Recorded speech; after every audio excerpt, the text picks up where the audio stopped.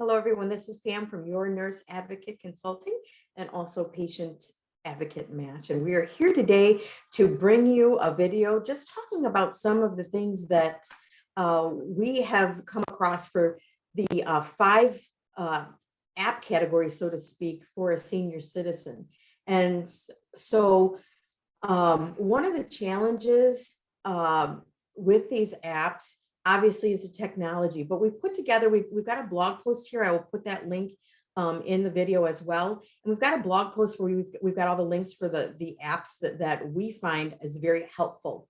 So we came up with 5 categories, and I'm going to say right up front, obviously the biggest challenge is that our parents, our aging parents and our seniors, our elders, oftentimes are not able to use some of this technology. So what was really important for me to do is when I was using and researching some of the apps and have used with my aging mom, I wanted to look at things that would have an app that would have the ability for someone else other than, my mom to be able to monitor off of the same app. So that was really nice. I did find some apps where you can share a user. So we as the children or as a caretaker can see what's being recorded on the app and can kind of drive that to get some of those details. So what we're going to do is we're going to talk about the 5 different categories. The first one I thought was really important for seniors is a grocery app. A lot of people have trouble getting out, being able to go to the grocery store, being able to get their groceries, especially, during the pandemic. So one of my most favorite grocery apps, and I use this myself, is called eMeals, and it's just E and then MEALS. And that is so cool because you can go on, number one, you can choose a category of meals. You can choose meals for 2. You can choose special meals such as low carb.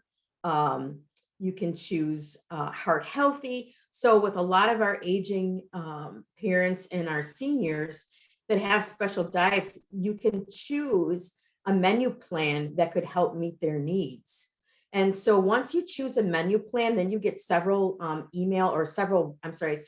several recipe choices, and you can review these and see what they like. Once you choose, they give you 10 meals, you choose 5 or 6, and it gives you the list of ingredients that it puts it on a grocery list for you. The next step would be just to go through the home. You can check off the list, what you have, the ingredients that you already have in the house, and what's left is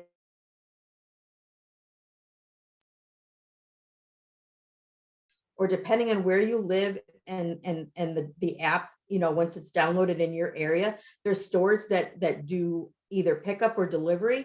So like in our area, Walmart is we live in a very rural Amish community, and one of the apps or one of the stores is Walmart for us.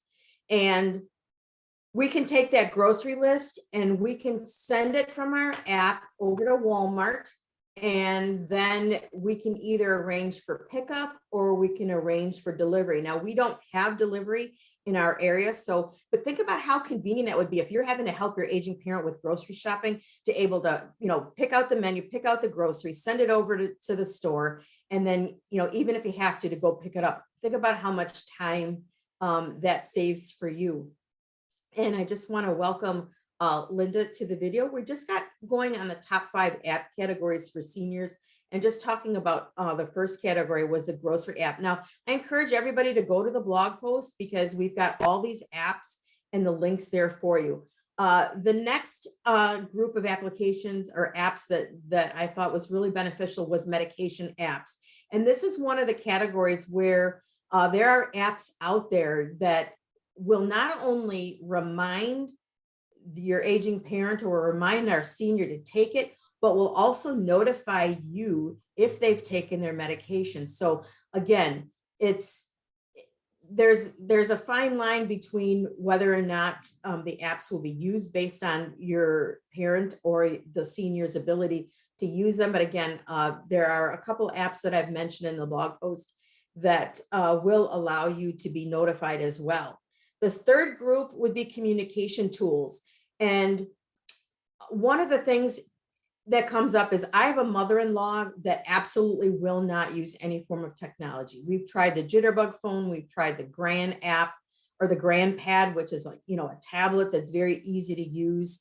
Those are two very popular communication tools that are out there. A messenger app, if they have it on there, if they are able to use a very simple phone, they can use the messenger app. And what I like about the messenger app is that you can protect them by putting the child safety features on there. So either restricting them from going to the internet or restricting the sites that they go to. So you have some control to make it safer for them, but yet giving them a means of communication. And why I think this is a really, really important category, especially with the pandemic.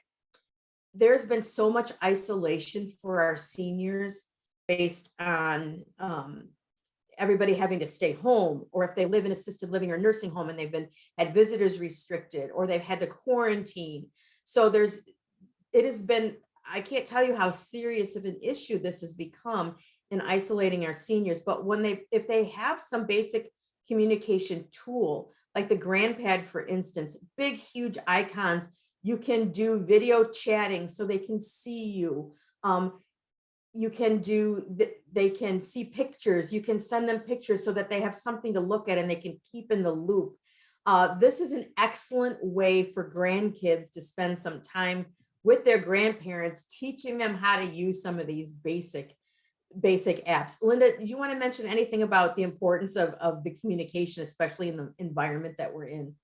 Yeah, communication is utmost, especially with our elders, because they do become very isolated, and the pandemic has made them more isolated. But it is also really important that we keep on top of the communications, because there are unscrupulous people out there also trying to feed into these elders' isolation. So by putting certain apps in place and be able to constantly have some levels of communication will help monitor to make sure that, our vulnerable aging parents are not part of some type of identity theft or some type of a scam that may be out there that statistics have shown have increased significantly since the pandemic. Excellent point. And again, make sure that the apps that you choose, that you can implement those safety measures to keep them safe. The next category that I have, and just checking up my notes here, is one of the concerns with our seniors and our elder parents is whether or not they're eating or drinking enough. And I was very pleasantly surprised. I had to really, really dig. They were not easy to find, but again, on the blog post, we have the links, we have everything, and we'll put some of those into the caption here with the video for you as well. That there are apps that they can record when they drink, they can record when they eat. You get a report, you get access to that, because again, isolation leads to poor appetite, and that's one of the concerns. Dehydration can be a serious issue that lands an aging parent or a spouse or a senior into the hospital. So keeping track of their oral intake is, their liquids, their beverages, their hydration as well is what they're eating is a huge way to be able to stay on top of them and monitor their health.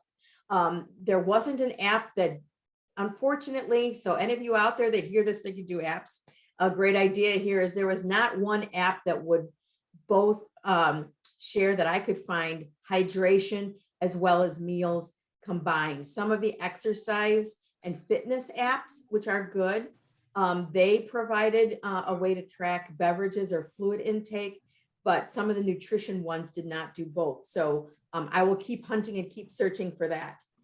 The last app category that I thought was super important with seniors is there is a lot of brain games out there. And when I say games, I'm not talking about Tetris. Here, I'm aging myself. I'm not talking about, some of these games that are just kind of mindless games. There are actually brain IQ. There's actually apps out there with brain games. So that's a tongue twister for our seniors and for people to improve their cognition, because as our parents and our aging spouse or seniors age, their cognition declines and they can get early dementia, or just in general, you know, our memories are not as good as we were, you know, early on. So these games are designed to help keep that level of cognition there. And it's like your muscles, you know, you don't use it, you lose it.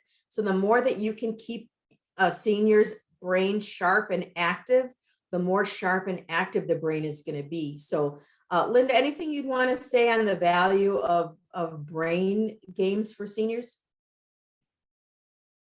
Oh, you're muted, Linda. Through my work in senior, in senior living and in home health and all of that, I've learned the importance of keeping the brain stimulated. And just from personal experience, my mom is sharp as a tack at 90, and it's because she constantly reads and does puzzles, and she even does Sudoku.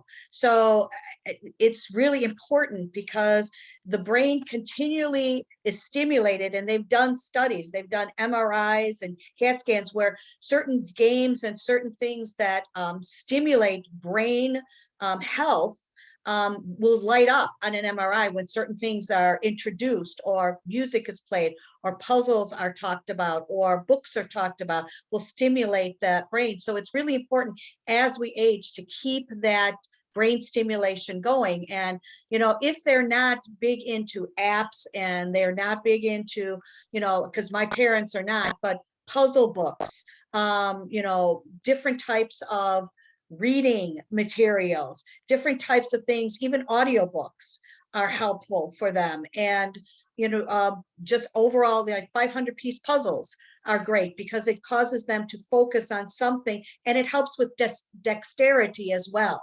So all of those things help with multiple levels of functionality, not just the brain. So utilizing those apps and utilizing non-apps, such as overall, putting puzzles together, doing crossword puzzles, word searches, all of those things will help with multiple levels of brain health and overall physical function. Thank you, Linda. So those were the 5 categories of apps that we have included. And I just wanted to make sure that that we will provide the links for you, and just wanted to make sure that you are aware of ways to be able to get in touch with us.